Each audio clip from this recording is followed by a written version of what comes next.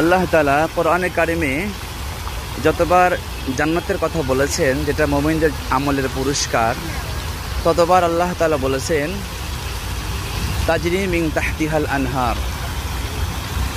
এমন জান্নাত মুমিনদেরকে দান করা হবে যে জান্নাতের তলদেশ দিয়ে নহরসমূহ প্রবাহমান থাকবে। এর দুটি অর্থ, একটি হচ্ছে যে উল্লেখযোগ্য মুমিনদের জন্য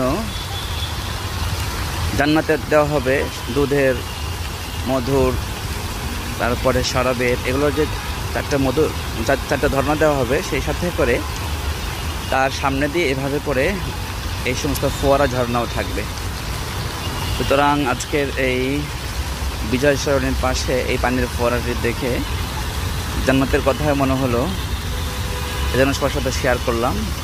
ভালো লাগলে লাইক, শেয়ার, কমেন্ট করে উৎসাহিত করবেন। আসসালামু আলাইকুম ওয়া রাহমাতুল্লাহ।